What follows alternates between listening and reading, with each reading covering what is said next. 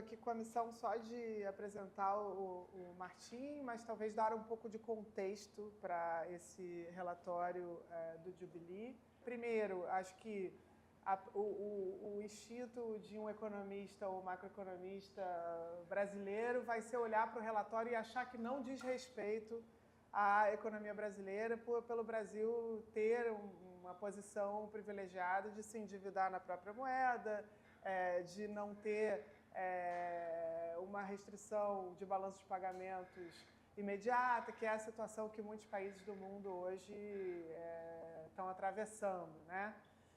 Mas, acho que como vocês vão ver com a apresentação do Martim, eu acho que o relatório toca em questões mais estruturais que afetam, sim, um país. Então, para além das questões de solidariedade, né, que eu acho que já deveriam ser suficientes para motivar economistas de países como o nosso a pensar em questões que enfrentam países vizinhos e da África e da América Central em particular. Mas, para além da solidariedade, que acho que é importante, considerando que esse relatório foi encomendado pelo Papa Francisco e que saiu da ideia de jubileu, que, para quem não sabe, anos de jubileu a cada 25 anos, né, na Igreja Católica, eram anos de perdão de dívida, né, em que as dívidas eram perdoadas, e esse é um ano de jubileu, depois de 25 anos, chegamos novamente num momento de discutir essas questões, né? Mas, para além disso, eu acho que sim, esse relatório é relevante para se pensar limites estruturais para o crescimento e o desenvolvimento de uma economia como a do Brasil. Em particular, a questão dos fluxos de capitais procíclicos ao redor do mundo e como isso nos impacta, quais são as possibilidades de ganho de autonomia da política monetária em uma economia periférica por meio de... vou chamar aqui, como chama o relatório, de regulação da conta de capital, para não falar em controle de capitais, mas, no fundo, o que fazer, né, para estabilizar fluxos financeiros, soluções que também passam pela forma como o chamado Global Safety Net, né, a rede de proteção que as instituições financeiras internacionais proporcionam, como que os riscos cambiais podem ser melhor administrados para que as taxas de juros não tenham que ser tão altas, né?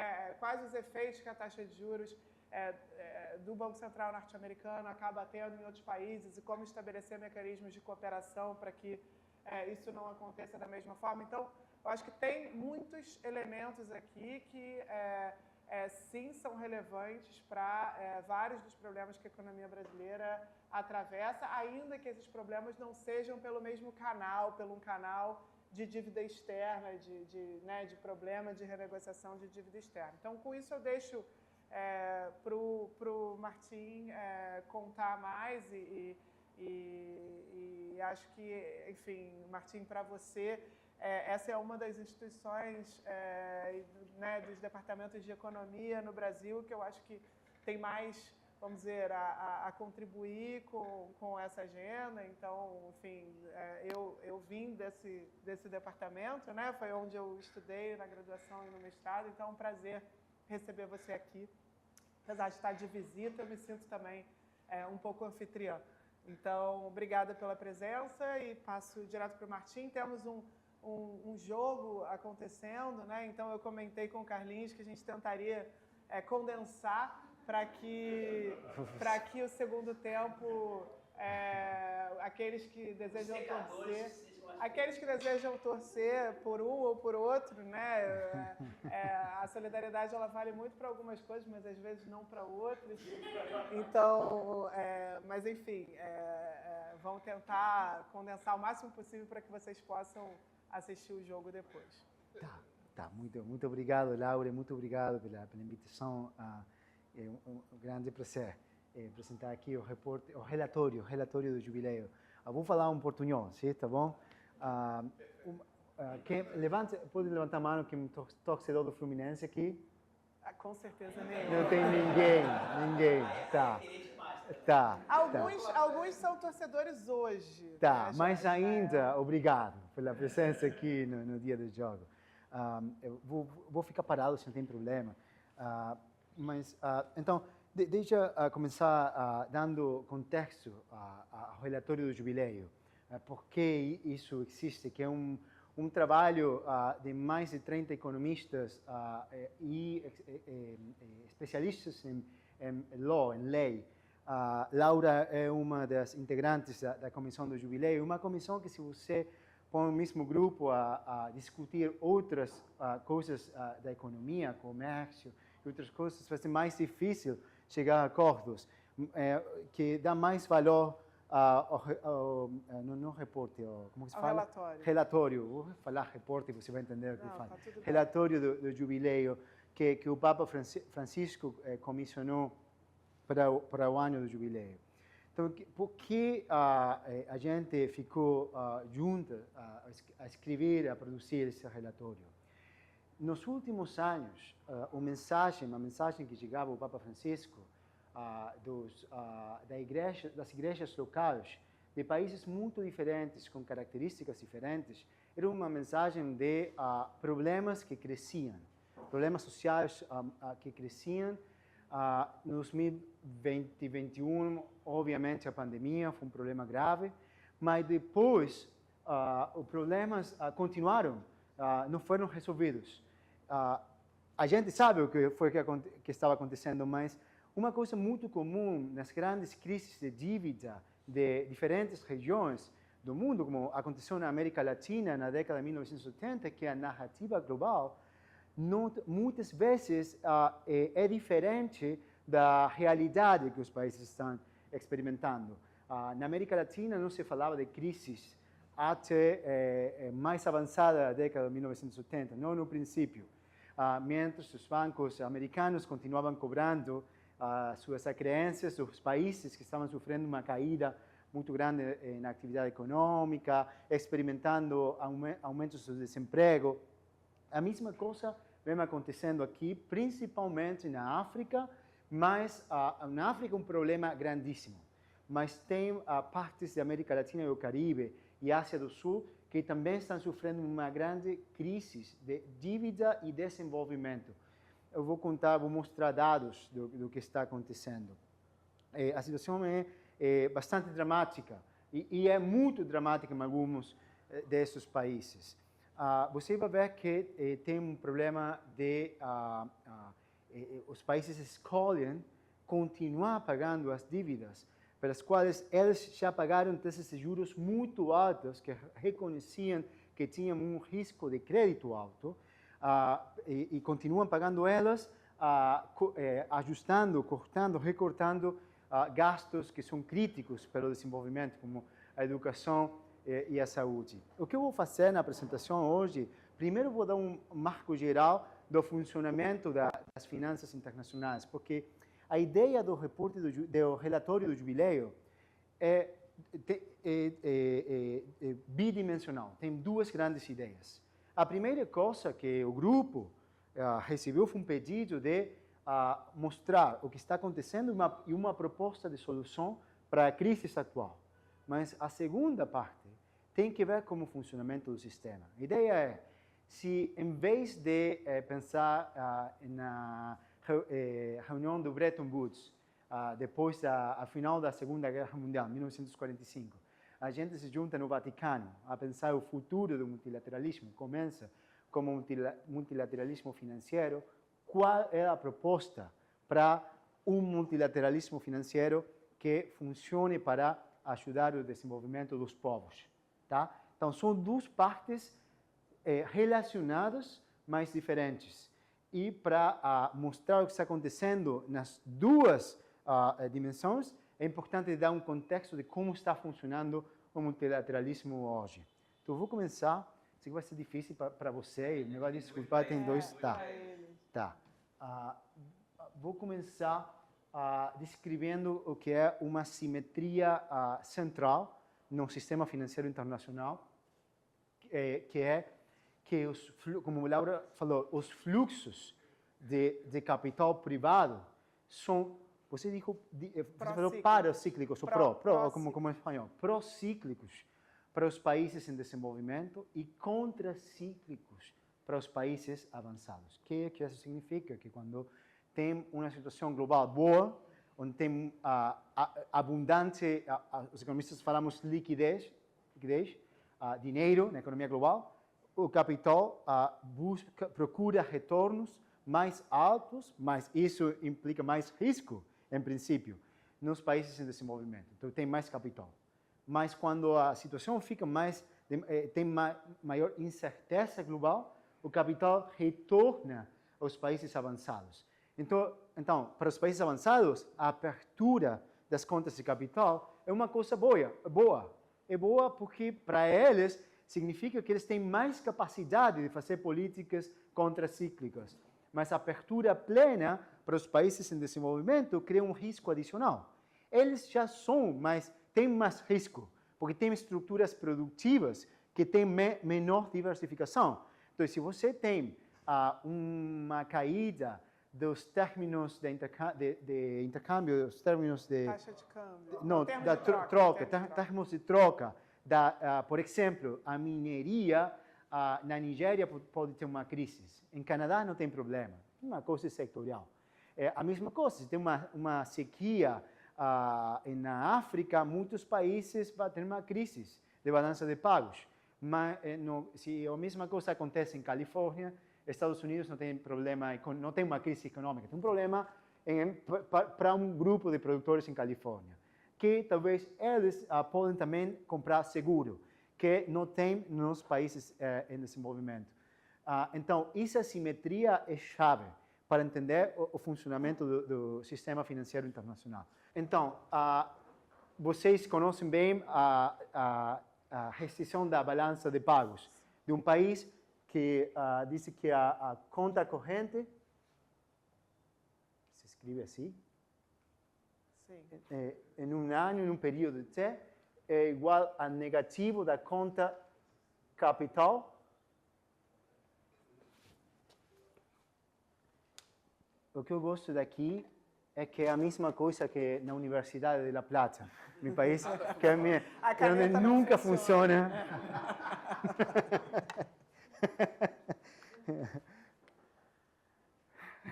Vamos tentar. Não, isso é muito melhor. Em La Plata eu tenho que tentar muitas vezes. Leandro sabe isso. Mas a variação das reservas internacionais. Então, internacionais. Não, vou escrever em espanhol, que você escreve em português. Bastante que eu falo um pouco. Então, a ideia do multilateralismo do 1945 era, não funciona assim, mas era que se um país tem um choque grande que afeta a conta corrente, deveria não ter que se fazer um ajuste tão grande porque pode ser estabilizante. Se não tem uma global safety net, se não tem um multilateralismo que dá seguro, que diz aos países, se você tem uma oportunidade, quando tem um choque de ter assistência internacional, tem um incentivo à acumulação de reservas internacionais. E isso tem um custo, porque, ao mesmo tempo, isso que tem aqui, a diferença entre a poupança nacional, num período, e os investimentos nacionais, num período. Então, se tem que acumular mais reservas, tem um custo de oportunidade, que é o investimento nacional. E para os países em desenvolvimento, são os que mais investimentos necessitam. Então, ao mesmo tempo, se todo mundo faz isso, que era a preocupação de Keynes, tem um problema de demanda efetiva global. Tem um sesgo a uma menor demanda global, que é um sesgo recessivo global. Então, a ideia era que tinha uma instituição, um fundo internacional, que é o Fundo Monetário Internacional, que presuntamente, quando um país tem esse choque, assistiria para fazer um ajuste mais soft, mais suave da conta corrente. Mas, na prática, essas são instituições que estão muito influídas pelo poder que se manifesta em elas. Então, os países em desenvolvimento não têm uma rede internacional de segurança que garantiza garante que quando eles têm um choque, alguém vai prestar de acordo a critérios de política macroeconômica contracíclica e de preservação de uma estratégia de desenvolvimento. Então, muitos deles acumulam reservas internacionais. E os que não têm reservas internacionais têm maior problema de volatilidade. E hoje, o que tem um problema de crise em países que não têm reservas internacionais, e como vocês vão ver quando a gente discuta os dados, eles, depois da crise financeira internacional de 2008, começaram a tomar muita dívida, principalmente com o setor privado internacional. Tá? Então, isso... obrigado, ótimo. Isso que deveria funcionar como foi pensado pelo Keynes, não funciona assim. Não somente isso acontece, mas os official capital flows, os fluxos de capitais oficiais dos organismos financeiros, não sempre são contracíclicos, muitas vezes são procíclicos. E, particularmente, as taxas de juros são procíclicas. O que isso quer dizer que quando mais precisa do financiamento internacional, porque tem um choque global, é quando mais caro é. Por quê? Porque as taxas de juros dos organismos internacionais estão vinculadas às taxas de juros das 5 economias do mundo que emitem a moeda de reserva. Os Estados Unidos, a China, a União Europeia, o Japão e o Reino Unido. Então, o que acontece é o seguinte, isso é o Special Drawing Rights Rate, a taxa dos direitos especiais de giro, que é a taxa, um componente da taxa base dos préstamos do Fundo Monetário Internacional. E tem uma fórmula muito parecida que também determina a taxa que presta o Banco Mundial. Não é exatamente igual, mas é parecida. Não para os países mais pobres, não o que se fala, o que se diz préstamo concessional, mas para todo mundo em geral, o que não são os países mais pobres. Olha só, isso é quando depois da guerra na Ucrânia, os bancos centrais dos países avançados começaram a incrementar a taxa de juros. O que aconteceu? A SDR rate, a taxa taxa DER, esse é o nome, incrementou também. Então, todos os préstamos do Fundo Monetário Internacional aos países de ingressos, aos países que não são os que recebem préstamos concessionais, ficaram mais caros. A mesma coisa aconteceu, como você vai ver, com os outros organismos multilaterais de crédito. Então, o sistema internacional dá mais prociclicidade para os países que são mais propensos a sofrer crises, que são os que não emitem moeda de reserva e não têm muitas reservas internacionais. Tá? Tive 3 grandes choques nos últimos 15, já 17 anos. Primeiro, a caída do Lehman Brothers, banco de investimento, por então, o mais grande do mundo, nos Estados Unidos, em 2008, que disparou a crise financeira nos Estados Unidos e depois na Europa. E a resposta disso foi uma política muito expansiva da liquidez. Os bancos americanos foram salvados pelo governo americano. O governo americano emitiu bônus. Os bônus foram comprados pela Reserva Federal, que emitiu dólares. Isso é como emissão monetária, basicamente. Isso gerou uma maior quantidade de dólares na economia global, de divisas na economia global. A mesma coisa aconteceu na Europa. Então, as taxas de juros globais eram zero. Tinha muita oferta de liquidez. Muita oferta de liquidez, o preço de liquidez é baixo. Zero. O que fizeram os fundos de investimentos, hedge funds, Nova York, Connecticut, Boston, Los Angeles, Londres, eles foram para o mundo em desenvolvimento. Também para a América Latina. Tem um aumento das dívidas em toda a região da América Latina depois de 2008. No Brasil também, Argentina, mais tarde. Em 2016, porque a Argentina teve uma disputa grande com um grupo de bonistas, que o nome deles é Fundos Buitres. Mas na América Latina, as dívidas cresceram. África, cresceram. Ásia do Sul, mesma coisa. Vai haver os dados. Todo mundo a mesma coisa. Todo mundo em desenvolvimento. Tá? Depois, a pandemia, Covid. Começou o problema. Alguns países já começaram a ter crises no Covid. E depois, isso foi o choque mais grande. Foi a guerra na Ucrânia, porque mudou as condições financeiras globais. As condições financeiras dos países são muito mais determinadas pela política monetária dos Estados Unidos que por suas próprias políticas econômicas e fundamentais econômicos próprios. Não todo está determinado, mas as condições financeiras estão principalmente determinadas pela política financeira, pela política dos Estados Unidos. E isso que aconteceu aqui foi a suba de taxas de juros que você viu. Então, muitos países ficaram em uma situação de não acesso ao mercado de crédito internacional. A liquidez foi embora deles, voltou para o mundo avançado. E assim que a crise de dívida e de desenvolvimento se foi profundizando. Sim? A macroeconomia dos países que têm a situação de estresse de dívida soberana e que não tem que tem moedas débeis e mercados capitais fracos, é na qual, quando eles têm um choque, as 3 opções que eles enfrentam são essas. Em princípio, na prática, tem menos que 3. A primeira é uma contração das importações. Como consegue uma contração das importações de uma economia? Com uma contração da atividade econômica, mas essa é uma recessão. Sim? Quando isso acontece, tem mais disponibilidade de divisas para pagar as dívidas em moeda estrangeira. A segunda é muito mais difícil no curto prazo, aumentar as exportações. Não acontece de um momento para outro, imediatamente. Precisa de melhores condições para os setores que podem gerar exportações. Mais investimentos no setor trançado, uma competitividade maior. Isso não acontece de um momento para outro. E a terceira é usar reservas internacionais, se é que eles têm. Mas o problema dos países que têm crises de dívida em moeda estrangeira é que eles não têm reservas. Esse é o problema que eles têm. Se eles tivessem reservas, não teriam a mesma situação.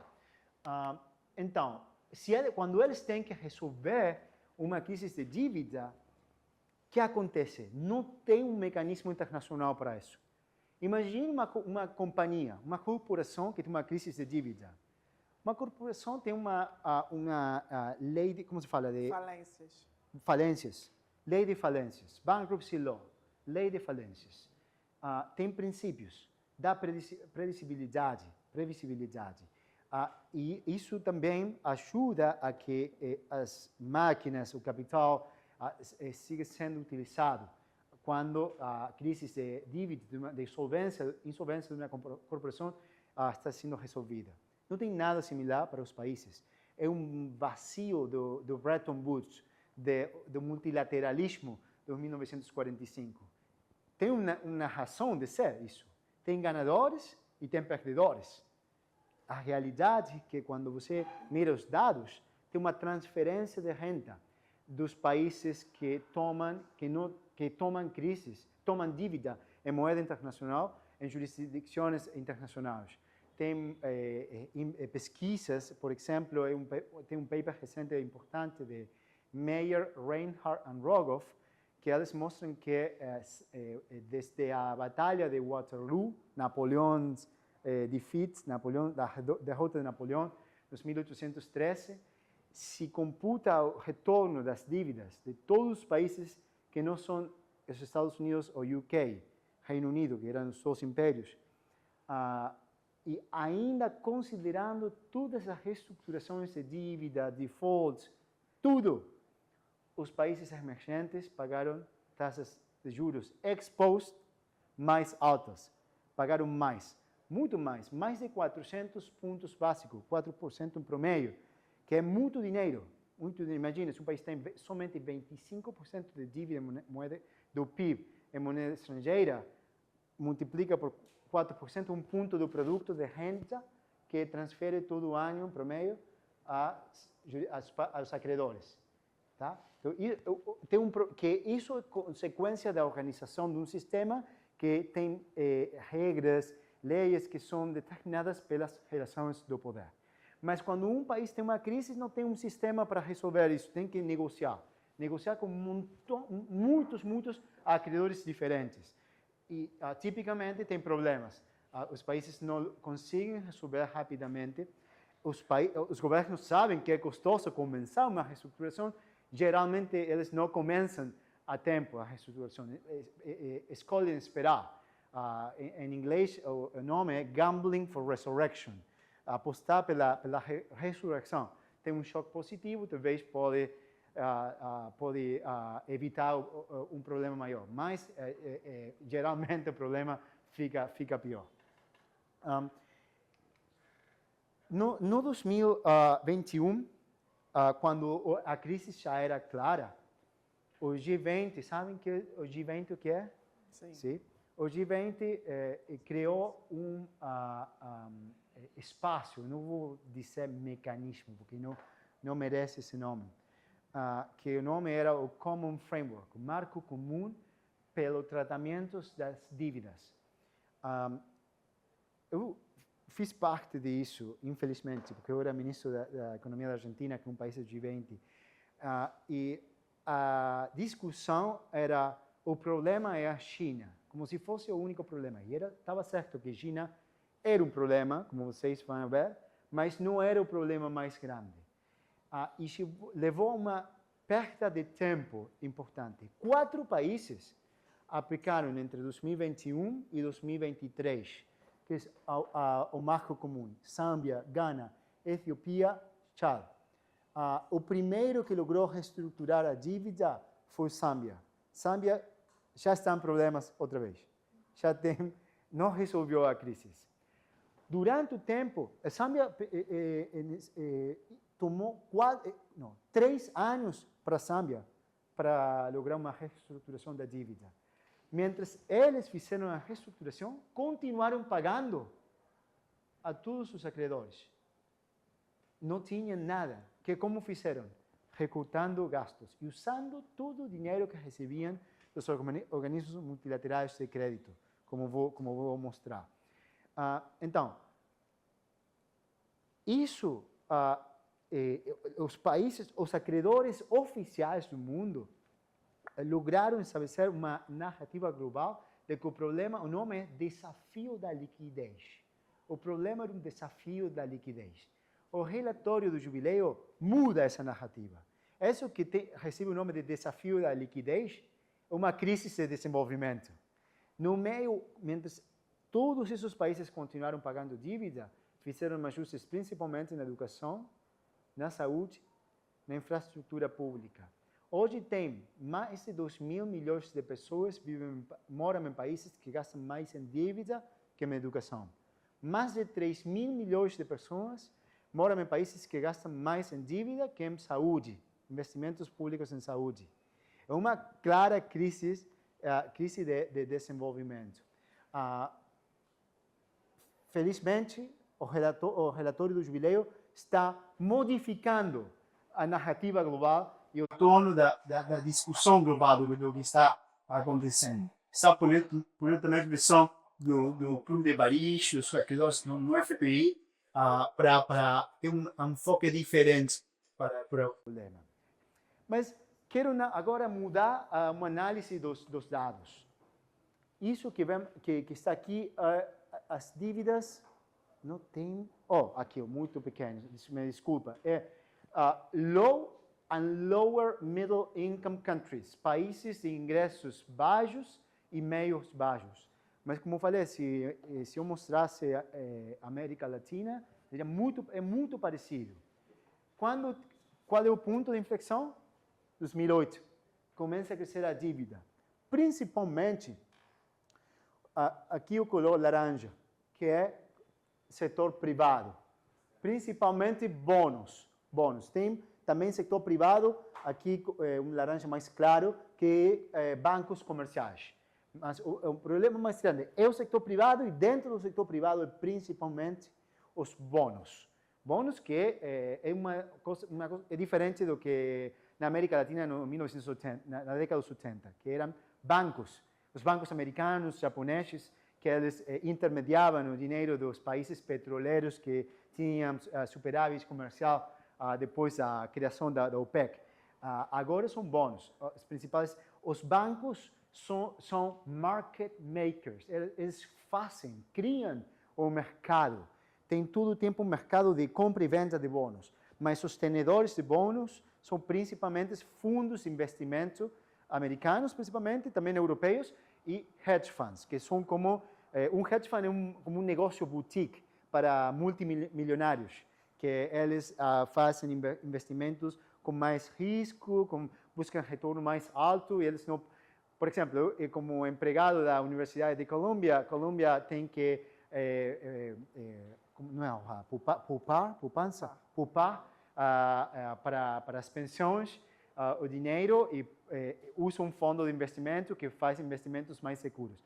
Mas outras poupanças vão a bônus de hedge funds e de fundos de investimento, como BlackRock, que são o mais grande do mundo, Templeton, PIMCO, são nomes que talvez não estão tão acostumados, são os principais tenedores os tenedores de dívida brasileira, principalmente são do cash, mas tem uma parte importante de tenedores estrangeiros ainda em dívida em reais, e são esses fundos, tá? E outro foi a China, que é azul aqui, o azul mais claro, o crescimento da China. Vê que a China é mais grande do que o Clube de Paris, que são os países, principalmente da OECD. E depois, que vou explicar logo depois, os organismos multilaterais, especialmente nos últimos anos, porque eles continuaram prestando, mas você vai ver como esse dinheiro foi utilizado. Então, os países têm mais dívida. Mais dívida, se você pode fazer, se usa o crédito bem, tudo bom. Se usa o crédito para investimentos na educação e não tem problema, tudo bom. Mas isso, muito desse crédito, especialmente isso aqui, é crédito de madurez curta. O que isso significa? Que tem que pagar pouco tempo depois. 5 anos, 7 anos depois. E talvez as condições financeiras mudam. Então, depois não pode fazer a refinanciação das dívidas. E se vai investir em uma educação, imagine uma criança que começa a escola hoje. O retorno da educação é quanto? 20 anos depois, pelo menos. Tá? Então, é uma dívida com um risco importante e com taxas de juros altas. Taxas de juros de 8, 9, 10% no mundo de taxas de juros zero. Agora é mais alto e não pode tomar do Estado. Segundo, olha aqui, isso é o serviço da dívida pública externa como um ratio dos ingressos fiscais. É mais do dobro que há 15 anos, o dobro que há uma década. Isso que está acontecendo nos países em desenvolvimento hoje. Também isso explica parte do problema político. Na Sevilha, que a gente foi a Sevilha à Conferência das Nações Unidas a semana passada, de financiamento pelo desenvolvimento, os ministros de economia dos países em desenvolvimento, escutei mais de um dizer não é um momento bom para ser ministro de fazenda de um país em desenvolvimento. Isso tem que primeiro pagar a dívida externa. Muito do pressuposto público se usa para isso. Tem isso do FMI, mas vou passar rápido porque é muito óbvio, tem mais países com estresse de dívida, mais problemas de sustentabilidade da dívida. E isso que eu já falei, tem mais problemas, mais países que gastam mais em dívida do que na educação e na saúde, mas quero mostrar isso aqui. Isso é muito importante. Quando olho lá, parece difícil, mas é mais fácil do que parece. O que tem aqui são os fluxos netos de dívida, crédito, do grupo dos países ingressos baixos e meios, com distintas categorias de acreedores. Se é positivo, significa que o país tem financiamento neto positivo. Se é negativo, significa que está pagando mais dívida do financiamento que recebe. Financiamento neto é negativo. O que aconteceu em 2022? Mudou de positivo a negativo. Mas, olha só, o grande problema de que se falava era na China. É um problema. Os países em desenvolvimento, ingressos baixos e meios, pagaram 6.100 milhões de dólares à China. Uma quantidade grande. Mas pagaram 51.200 milhões de dólares a setor privado internacional. Principalmente isso é Wall Street, que quer cobrar, não refinancia as dívidas. Imagina a seguinte situação, um país como Ghana. Ghana emitiu um bono em 2010 com uma taxa rendimento ao momento da emissão 10%. 2010. E pagou. Se em 10 anos paga, se você presta $100 e recebe $10 por ano, em 10 anos recebeu completamente o que como o seguinte ano já ganhou mais do que se tivesse prestado ao Tesouro Americano, que paga 5% por ano de juros. Tá? Então, se você tem um bono que sempre pagou por 15 anos uma taxa de juros de 10%, por $100 recebeu já $150. A taxa de juros alta era o reconhecimento de que tinha um risco alto. O momento de risco, claramente, se não é a pandemia e não é a guerra na Ucrânia, quando é? Mas muitas reestruturações de dívida que tinham que acontecer, não aconteceram. Por que não aconteceram? Porque esses caras aqui, IFIs, instituições financeiras internacionais, principalmente o FMI, eles deram crédito, mas o crédito não foi utilizado para a ideia do Bretton Woods. O crédito não foi utilizado para políticas para a recuperação econômica, para o desenvolvimento econômico. Foi utilizado para pagar os acreedores privados principalmente. Isso é uma salvatagem de detenedores de dívida em estresse. E as economias ficaram pior ao mesmo tempo. Então, o tempo passou, 2023, um pouco menos ruim, mas ainda ruim. 20 mil milhões de dólares de financiamento multilateral, 33 mil milhões de dólares de pagos ao setor privado. China já não era problema. Isso quase tudo China, quase zero. Mas aqui tem um problema mais grande. Essa é a razão principal de por que a crise, ninguém fala, é invisível. Sempre, o mundo funciona assim. Sempre nessas situações tem uma concentração muito grande dos ganadores e uma desconcentração, uma difusão das perdas. Os ganadores são esses aqui, principalmente. Quem perde? Principalmente os povos dos países em crise. E também os contribuintes que dão financiamento para as instituições financeiras internacionais. Seu dinheiro é utilizado para outra coisa. Tá? Então, mas isso está muito disperso. Então, é muito mais fácil criar uma narrativa global que está alinhada com os objetivos dos ganadores. O relatório do Jubileu também faz um trabalho para mudar essa situação. E essa é a situação pela qual as reestruturações não estão acontecendo. Os deudores não gostam de fazer a reestruturação. Então, se eles podem evitar, evitam. E os acreedores, se eles podem continuar cobrando, continuam cobrando. E é assim que a crise não é resolvida. Eu já expliquei um pouco isso, então vou passar quero discutir o que o relatório propõe. Eu sei que tenho um tempo mais curto para o segundo tempo. Ok. Rapidamente, então. No curto prazo, a posição, porque eu também quero discutir coisas que são mais relevantes para o Brasil, que é mais estrutural. No curto prazo, o que tem que ter para resolver as crises são reestruturações de dívida, operações de dívida que restaurem a sustentabilidade das dívidas. E isso precisa de uma condição que a gente chama no bailout condition, a condição de não salvatagem de tenedores de dívidas em estresse, financiada pelos organismos internacionais. Tem que começar com essa condição para resolver o problema. Também é necessário modificar a legislação das jurisdições nas quais as dívidas são emitidas, principalmente o Estado de Nova York. 50% das dívidas internacionais são emitidas no estado, sob a legislação do estado de Nova York. E 30% Inglaterra.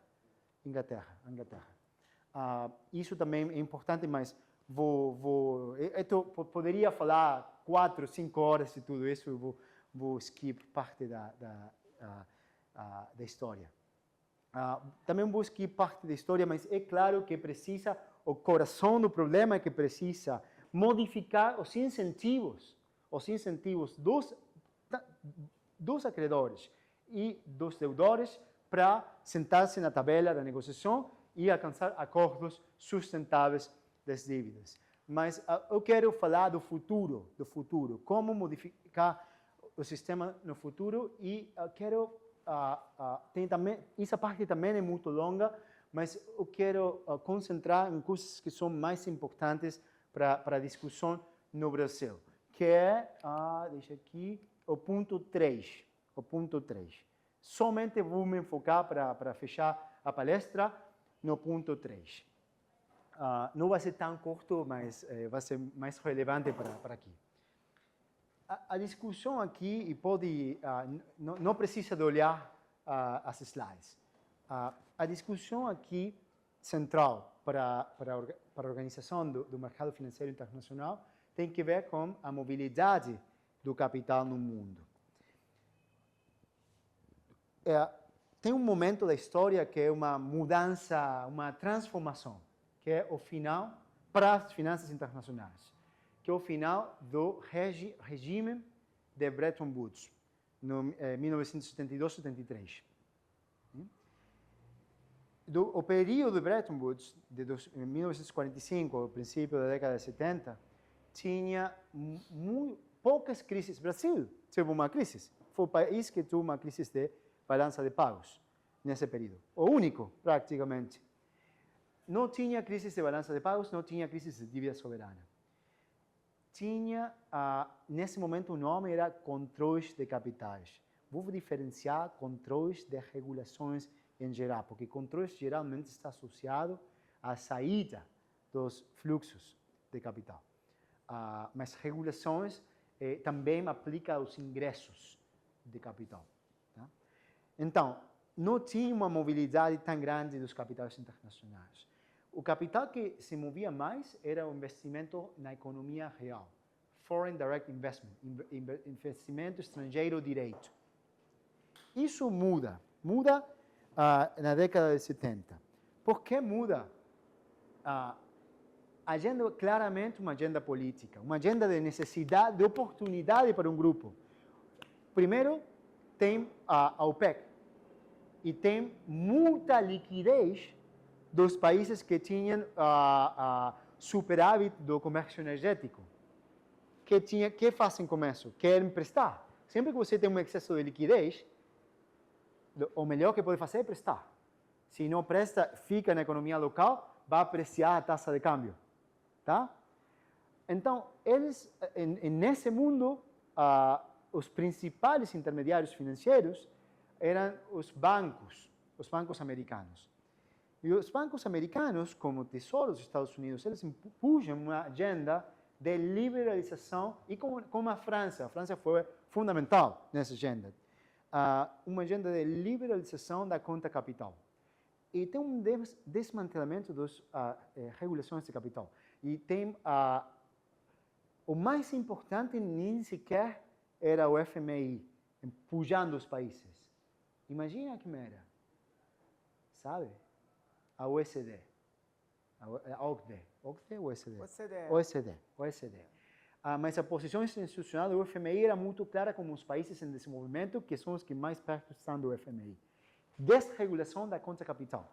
Tem um capital ingressando e saindo sem problema nenhum. Mas quando faz isso, tem um novo problema, que é o problema de carrego.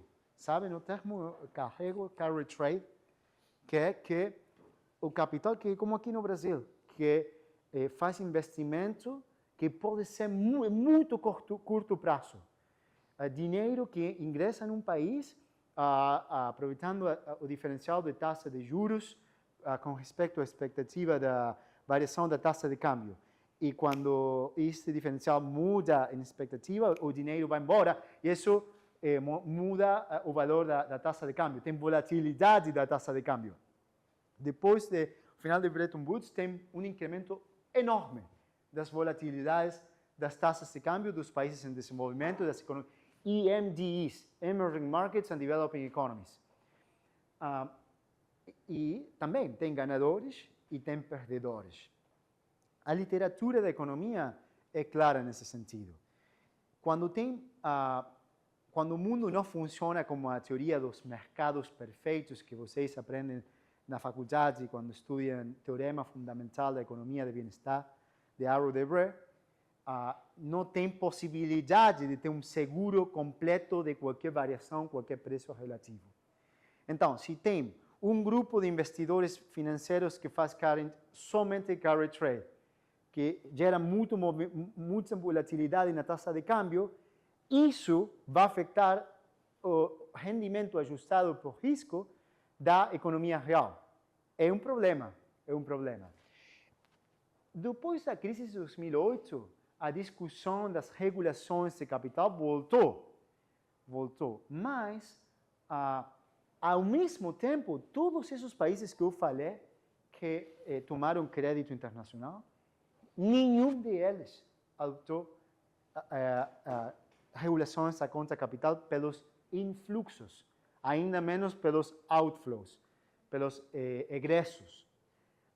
Então, o capital ficou muito móvel para eles e o problema com isso não é somente uma volatilidade da taxa de câmbio, é também a volatilidade do custo de financiamento pelos estados em moeda local. Se um país emite dívida em moeda local, mas a conta capital fica plenamente aberta, qualquer movimento das condições financeiras internacionais imediatamente é transmitido às condições de financiamento locais, porque tem uma arbitragem. A paridade de descoberta de taxas de juros tem que ser cumprida. Entendeu? Então, isso também gera muito problema pela estabilidade das condições de financiamento local. E você sabe bem que um Estado tem uma restrição de pressuposto, orçamento, que diz que, no momento, o gasto menos os ingressos fiscais, gasto primário menos ingressos fiscais, mais juros da dívida, é igual à variação da dívida mais a emissão monetária, o financiamento do Banco Central, mais não delta emissão. Você sabe bem o que isso significa.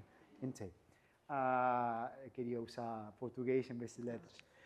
Então, se você tem que isso fique instável e tem um problema de que as condições financeiras internacionais se deterioram, também vai pagar mais juros na moeda local. E se isso acontece, quais são suas opções?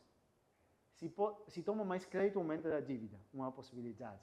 Se, de outro jeito, tem um problema aqui, e se faz um ajuste aqui, todo o risco financeiro é absorvido por quem? Pelos povos. Isso é o que acontece. Essa foi uma agenda pós-Bretton Woods, pós-final de Bretton Woods. E é um problema muito grande pela organização do sistema financeiro internacional, pelo financiamento, pelo desenvolvimento. Então, o relatório do Jubileu dá importância significativa e a gente espera continuar trabalhando na questão da importância de promover a adoção de regulações da conta de capital para evitar os fluxos que são desestabilizantes e que atentam contra o desenvolvimento dos países. Tá? Deixa eu finalizar com uma última questão, duas últimas questões que o repórter fala aqui. Primeiro que tem um chamado de atenção importante como os modelos de financiamento dos bancos multilaterais de desenvolvimento. o que está acontecendo hoje? Qual é o cenário geopolítico? Os países avançados não querem contribuir mais recursos aos organismos financeiros internacionais. Então, qual é a resposta dos organismos? Eles vão ao mercado privado para tomar crédito no mercado privado. Mas quando faz isso, agora você fica com medo de um downgrade das credit rating agencies, agências calificadoras de risco, que são muito poderosas. A gente pode falar depois na discussão do rol das credit rating agencies. Então, os bancos multilaterais de desenvolvimento ficam mais aversos ao risco. Mas se você é um banco de desenvolvimento, tem que tomar risco. Porque o significado do desenvolvimento é transformação estrutural, mudança estrutural. Transformação estrutural tem risco. Então, tem um problema, tem uma incompatibilidade com a missão. E como esse é o endereço, a direção em que está indo esse assunto, a comissão de Jubileu fala de que cuidado que é um problema que está ficando mais grave, mas está crescendo. E para concluir, a importância nesse mundo das bancos de desenvolvimento, multilaterais de desenvolvimento regionais, porque no cenário geopolítico atual, não é como um pouco ingênuo acreditar que os problemas, por exemplo, da América do Sul, que do desenvolvimento da América do Sul vai ser financiado pelas instituições em que os países da Europa e Estados Unidos são os maiores acionistas, ou a China. Isso é um pouco ingênuo. Tem modelos diferentes. A China financia projetos de desenvolvimento que são muitas vezes úteis, mas são projetos, por exemplo, de infraestrutura de transporte que faz mais barato o transporte das commodities que depois a China processa. O BID,